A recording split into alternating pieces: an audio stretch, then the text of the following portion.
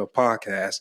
He generates organic traffic and fresh leads daily. And he has joined us right here tonight on the Unscripted Authentic Leadership Podcast. Mark, thanks for coming on. Yeah, Lafayette, John, pleasure to be here. Excited to talk shop. Yes. Absolutely. Well, let's get right into it. Listen, we know that there are so many podcasts, right? I would venture to say it's probably in the millions now. How many podcast shows there are, and so many different types of shows, so many different variety of categories. And you specialize in growing your podcasts with such a dense population of podcasts and categories out there. How does one differentiate their show from another to get noticed? Well, there's a lot of different things that you can do. And I think that one of the most important things that you can do is be your own unique self. I think that a lot of times when people turn on the mic, they turn on the camera, they kind of like change who they are. They think that they need to talk like Tom Brokaw or something like that. When, I think that what really separates great shows is a host or hosts that are just being authentic themselves. I think that people really respond to that. And, furthermore, knowing your audience and knowing how to speak with them, trying to drive engagement is really important and also really difficult, I find, with podcasting. Podcasting oftentimes is a one-way street. You say the words, people listen to it into their ears. How do you get that feedback? And as you develop systems to get feedback, I think that's when your show can really grow and you can build those super fans that drive your business forward. So in other words, you're saying that we're one of the leading podcasts because we're here on the Authentic Leadership Podcast. That you're on the right track. Yeah. Absolutely. Now we're talking about growing strategies. What are some growing strategies that you've seen that work? What are some growth strategies that you've seen that don't work so well? I find that when I have shows or when I see huge new influxes of listeners, it's generally because I'm getting a big share, right? And generally speaking, that's one of two ways, but it all really revolves around connecting with another podcast host and having them share with their audience. This past year, I had two very large spikes in listenership. And that was one, Jasmine Starr, who's a great creator, shared my podcast with her community on her podcast. And I saw a huge influx of downloads. And then another guest I had on the show, Mike Armstrong, shared with his audience, and I got a huge influx of shows. And when I say share, like, different audiences are more engaged than others, and there's different ways you can share, like just retweeting or reposting something into an Instagram story. Yeah, you get a little bit, maybe a couple listeners here and there, but when you really get the listenership is when someone boosts it out to their mail audience, to all their emails, or maybe share on their podcast or YouTube channel directly. So I find that collaboration is king when it comes to podcasting. So you had mentioned systems for feedback is one of your first statements. Can you kind of unpack that a little bit? Yeah. Well, everyone's different, and everyone is going to have a different place to get engagement. Generally speaking, I think you want to have, and we go real deep on this, you want to have one place where your long form content lives and one place where your short form content lives, right? And the long form would be like your podcast RSS feed or your YouTube channel. That's a place where people are going to go and they're going to listen for a long period of time. Statistically, people that download your podcast and listen are generally going to listen to the whole thing. Mm-hmm. And that's really, really great in a world where attention spans are so short. They're so short, right? Mm-hmm. TikTok, by the way, is the most visited website on the internet right now. I don't know if y'all have seen that. TikTok, even more so than Google. TikTok is the most visited website on the web, which is pretty fascinating considering it's built off of 15 to 30 second video clips, right? Right. So at any rate, you want a place where your long form content lives, where people can listen and kind of absorb or be taught something. And then a short form place where people can engage and you can get more conversations going, like Instagram or LinkedIn. I find those to be really, really popular places. One of the things that I also try to do with my emails is I try to make them conversational, right? So I've got an email list of several hundred people, I think we're up to 500 people now. And with all those emails that I send out, I really try to get people to email back so I can drive conversations and, frankly, try to generate leads for my podcast production agency. So finding ways to bring conversations and keep conversations going, I think, is the key. Okay, so then within the conversation of getting someone to converse back, let's say the email, because seems very static. Like you send out a newsletter, they read it. How can you give a couple of tips on how somebody can get that response back? Because I know with like when Facebook or some of the platforms went down several months ago, people freaked out, and then all of a sudden I started hearing everywhere, we should have had a newsletter. We should have had a newsletter, and we have a newsletter. It's relatively new. It wasn't because of that. We had already been in process of that, but that is something that could be kind of challenging. Like you send one out, readers, the views, opens are pretty good, but then how do you get the conversation back? Well, you need to give a direct call to action. Okay. Say, a direct question. And the other thing that I think that people tend to do in their emails or in their content is they make it too long or too like impersonal. Like if you ever read an email, it's just kind of like, it just sounds like a marketing email, And that's 90% of them. But I think that when you actually start typing in your own voice and typing in a way that people are kind of like feel like they're almost having a conversation, and at the end you leave a direct call to action, respond to this email and tell me what your 2022 goals are. Right. Or for example, something that really worked out well with Jasmine, I mentioned earlier, was a direct call to action. Go to Instagram, find @MarkSavantMedia and DM me keyword secret. Right. And so you give a direct call to action and tell them exactly what you want them to do. I think a lot of times we kind of dilute our calls to action by giving too many. Right. Make sure you like and you subscribe and then leave a comment below. And make sure you go to my website, marksavantmedia.com. Oh, and by the way, I have a Facebook group. You definitely want to check that out. And so what happens is you get this kind of like analysis paralysis, this kind of like overwhelm with too much, and people end up not doing anything. So being clear and concise with your call to actions, I think, is a big game changer. That's really good. That's really good. You help people simplify podcast production. What do you mean by that? What does that look like? How can people simplify their podcast production? Again, it really comes down to systems. I have a team of 6 people now that are helping with the production of my show and several of my clients' shows, hopefully looking to build that up this coming year. But over the last 4 years, since I started podcasting, I've just hit every pothole on the way. It's just everything that could go wrong with the production has gone wrong. And I think that learning from those mistakes has got me to a place now where like podcast production for me is simple and fun. I get on a show, I record it, I upload a Google form, it automatically populates my customer relationship manager, it notifies my team, they start editing, producing everything. So I think at the end of the day, there's a lot that goes into podcast production. There's the planning, the connecting with new people, the outreach, there's the setup of the meeting, there's actually doing the recording, there's the post-production, there's the all the copywriting, there's all the editing, there's the pushing out, and all of a sudden someone's like, I just wanted to have a quick show that I could share with my audience so I could build know, like, and trust. Right. I'm a realtor and I want to stand out in the marketplace. I want people to listen to me and know that I'm for real, that I understand what I'm talking about. I want to stand out in a very busy market, and podcasting can do that. The problem is if you don't really understand podcasting, you kind of, it ends up not being fun. And that's why the vast majority of podcasts are just dead. They don't go. I don't remember the exact statistic, but it's something like 90% of podcasters quit before episode 7. And that's because they don't have the right systems in place.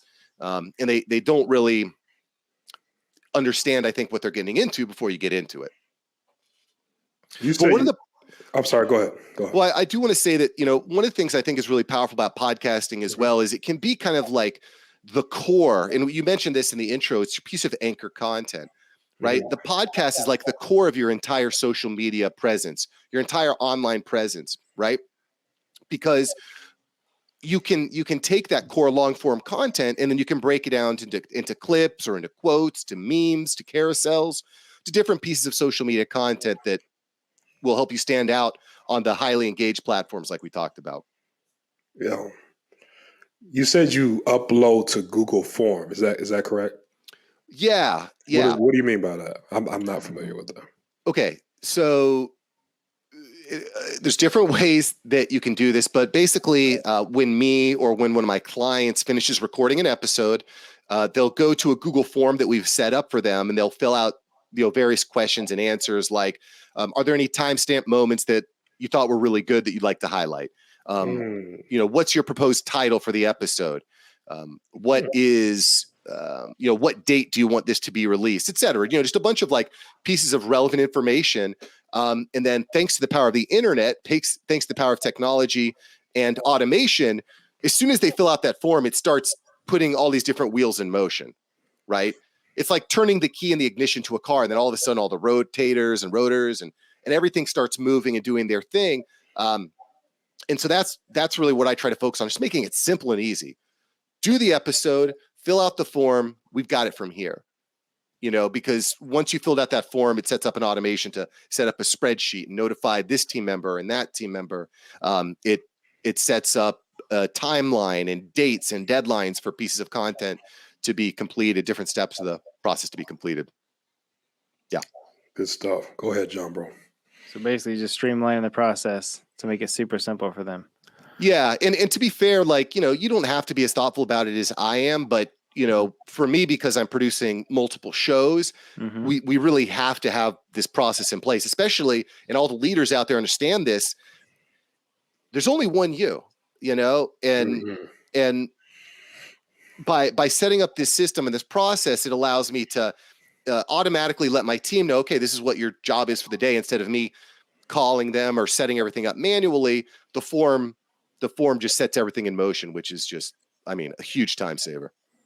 So for the person who's listening, who's a leader within their company or a business owner, and obviously they're leading the company, who's considering starting a podcast, like, hey, I've heard this could be beneficial. Maybe I should use the podcast. Can you talk to, obviously you've worked with several companies and they have various reasons for starting it. Can you unpack why it would be beneficial in most cases or many cases for somebody to consider using a podcast for their business? Yeah. And this is a great question. And I think it's really the key, because if you're thinking about running a podcast for your business, you need to understand what it gives you. But the first one, I think, is know, like, and trust. There's no better way, I think, of building know, like, and trust with your audience than showing up every week and them listening to you in their ear. Right. I mentioned realtors before because there's like, I don't know if y'all have ever bought or sold a home, but as soon as you mention to one person you're thinking about selling your home, everybody's a realtor. Like vultures. Everybody, and so then if you can hand out a business card that says, I'm a realtor, check out my show. And then it's got like a little QR code, and then they can listen. They're like, oh, this person knows what they're talking about. They're in my area. Oh, they know the mayor. That's cool. It kind of sets you apart. And again, the other thing is you're building that professionalism, that experience. People understand that, okay, this person knows what they're talking about. I'm listening to them. I know them. I like them. I trust them. So those are, I think, are big ones. Keeping the attention, like we're living in the attention economy right now. We talked about this a few minutes ago. Everything, everywhere, all the time is fighting for your attention. We actually talked about this even before the interview today, is turning off notifications on your phone, right? Because your phone is bleeping at you all day, all the time. So a podcast, again, is just a way of keeping someone's attention for a long time, because most of the time when people are listening to a podcast, they're driving on the way to the work, or they're on a treadmill, and they're not being distracted by this other stuff. They're just listening to your voice explaining some sort of complicated topic or again, building that relationship with them. I saw you made a post about getting download spikes by reaching out to local schools and universities. Thought that was interesting. Sure. How does that work, and how does that correlate to podcast growth? So this is another, That's a great question. Yeah. And frankly, podcasting is really about collaborating and connecting, right? We talked about that's one of the big ways that I've seen huge spikes in downloads. That's another, again, benefit to your business. If you can collaborate with other business partners because you've got a podcast, all of a sudden you're able to get potential clients on your show. It gives people an excuse to actually connect with you because you're not just getting on a sales call, you're getting them on a podcast where you can provide them value and hope for reciprocation, right? But the same thing applies to schools, local organizations. It's tough to get on a phone call with the dean, but if you've got a podcast, maybe you can connect with the dean there. I know a guy locally, Jason Hill, who moved to Florida, started a podcast, and he's collaborating now with the Florida Atlantic School of Business, FAU School of Business. And so once a week, he's on campus connecting with the entrepreneurship department, meeting, shaking hands. He's doing presentations on campus, connecting with people that lead TED Talks down here. And so again, just connecting with organizations is a great way of getting your name out there. And again, networking. And the other thing is, like, you never know who's going to listen to your show, right? Mm-hmm. You show up maybe at one school meeting, right? And you're like, okay, I'm Mark. I run this podcast. I've collaborated with some of the people here. Like, sometimes it could only take one person hearing you to change your life. You know what I mean? Or change the scope of your business because of some sort of collaboration. I just think that for most business owners, schools and universities universities specifically are a good place to go, because you've got a lot of people that are on a professional trajectory, if you would.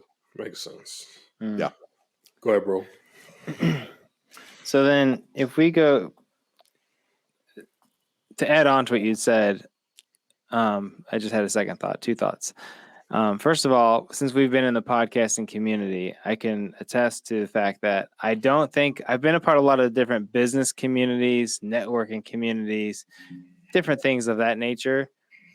I don't think I've been in a community that was so willing to help out a fellow podcaster as the podcasting community. It took us several months to kind of find the communities, and we're still always finding new ones.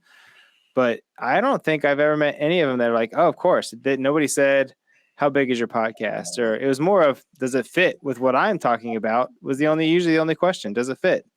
Outside of that, rarely did I ever hear of how big is it or anything of that nature. Obviously, you can tell a little bit by just watching them, how mature they are, or how many episodes they have. So I'm sure people look at that, but nobody makes you feel inferior for being new, and everybody champions you. Nobody's holding back information, or at least they don't appear to be.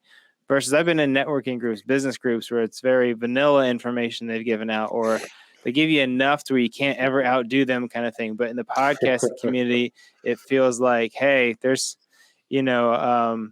our friend Troy Sandage, who's a marketing guy, he had said, the sky has enough room for everybody to fly, or something along those lines. Yes. And that's kind of how he says it way better than me, but that's kind of how it feels. It's like an abundance mindset, right? Correct. Yeah. There's no lack of ears, basically. Like, hey, people listen to multiple shows. It's okay. That's right. And you may lose one fan to another show, and you'll probably gain two back. That sort of feeling. So, Sure. Anyways, but I think that and you guys might agree with me here, but if you were just give value to people, and I know that term gets used a lot, but like if you just help other people, I just feel like you get back what you give out, Yeah. If you put good out there, if you're helpful to other people, if you show love, I just feel like you get it back, and it's not always obvious how that's going to look, right? But that is one of the things I love about the podcasting and the YouTube community as well, which is something I'm really passionate about. The creators are just great. They're really great in this space. Let's talk about that, giving value. So I think part of the reason people drop out of podcasting by, as you said, episode 7, there is a lot more to producing a quality show than everybody sees. Most of it's behind the scenes. Only 30 minutes is even in front of a camera, 30 to 40 minutes. But I believe, because I read a stat that most it was like 90% never. What the stat I had read was most don't make it to episode 50. You're saying 7. I'm like, 7. whoa, yeah. So okay, we're almost at number 70, you know, and we do it once a week. We've been very consistent. But I think part of me believes that the reason people get in is because they get in with the wrong, I would say, I think they believe it's either going to be easier or they get in with the wrong, what's the word I want to use? Like they don't get in to provide the value. I think some people get in hoping, I just want a big audience, so my business will be bigger. But they forget that to get the audience, you have to be willing to give them something to listen to. Like give them your tips, give them everything you got. Don't worry about them stealing your information. Like, can you talk to that? Let's talk about giving value and the importance of that for your podcast. Yeah. Well, I mean, that's, Gary Vaynerchuk talks about this a lot, give away your best stuff for free, and it's really hard for people to do that, I think. Because you're like, why would they ever pay me for anything if I'm giving away my best stuff for free? Right. But it's counterintuitive, because in a world where everyone's trying to sell, if you're giving, I think people recognize that, and, you can change someone's life with a quick tip. Like, I had a carousel the other day where someone's like, holy crap, I tried out this tip from your carousel and it worked. My sound is 10 times better now. Wow, that's amazing. And now that person is going to come back and they're going to listen more. I saw another stat here where it takes 27 hits, 27 touches before someone actually purchases. Right? You need to show up on someone's radar a lot before they actually buy something that you're offering, right? Wow. And if every touch is about me, click my link, buy my course, it doesn't hit the same. I can't remember who said this, but people don't remember what you say; they remember how you make them feel, right? And if every time they walk away with like, wow, now I'm a little bit better because I watched this, I just think that's where the dividends pay off. Right? Yeah, Gary Vee calls it the give back economy, basically saying, give your best stuff.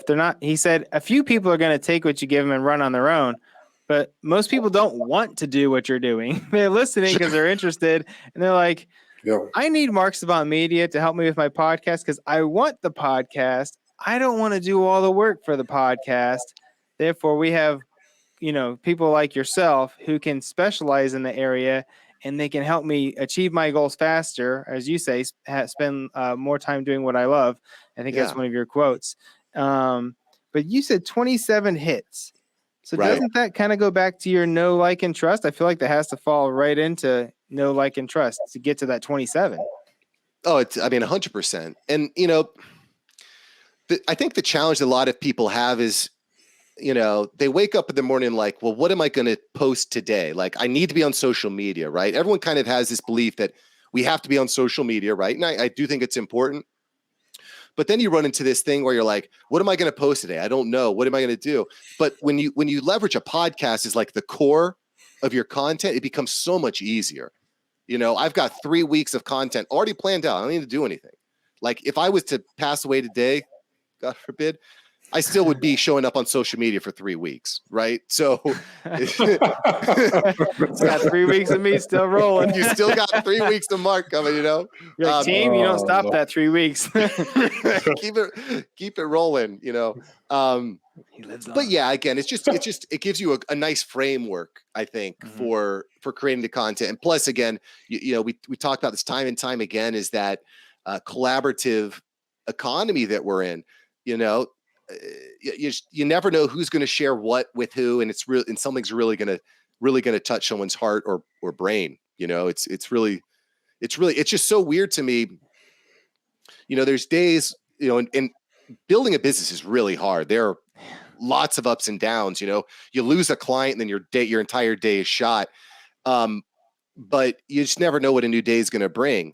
And off the back of this podcast, the After Hours Entrepreneur podcast that I run, I get people DMing me almost every day. They're like, oh, I heard your episode. Let's talk and let's get on a phone call. And it's just really powerful what can happen when you've got a show that highlights you. And I think we also should mention, like, y'all might agree with me here, but it's a really special point in time. Like, what point in history that could you pump your voice out to billions of people for very low cost. Historically, you'd need to be in a radio studio, or be in a TV studio, and you can only hear a few different stations. But it's just, I think that we underestimate how special this moment is in time. So you talk about developing that know, like, and trust. I'm assuming there's a progression there, and there might be sort of a systematic way of developing that along that journey. Could you dive into that real quick? I don't think it's just longevity. Yeah, well, longevity is definitely part of it. Consistency is the key. Consistency is king. And again, that's really what I try to focus on with business owners is, let's get you to a place where it's simple, because if it's hard, if there's friction, if it's not fun, it's not going to work, right? So let's get a system in place to make it simple so that you actually enjoy the process, because consistency is the key. I don't think that you really need to overthink, like, how do I build this progression of know, like, and trust? I think consistently showing up and being yourself is what I look for. Because again, I know the first time I recorded the first episode of the Awesome Dad Show, which was a prior podcast that I was running. You can still listen to it, by the way. I was just like a complete robot. I was listening to all these shows on how to do an interview, and I was very robotic. It's kind of funny listening back to my first episodes, but now I'm just like, you know what? Like, we just live in a really cool time. You don't need to have a college degree. You don't need to have a suit and tie with $200 shoes to actually make a life for yourself and your family. That's right. You just got to show up and be yourself and connect with people in a meaningful way. Mark, if there was one last piece of advice or one last suggestion that you would give to our audience that is listening, the entrepreneurs, the leaders out there, what would that be? My one piece of advice, and how I'm starting off all my shows here forward, is take action. Take action. And I think most entrepreneurs get that. We understand that there's going to be a lot of failure along the way. Yeah. But I just encourage everyone, take the action. If you're not sure what comes next, or if you're curious about podcasting, take action. Send me an email. contact@marksavantmedia.com.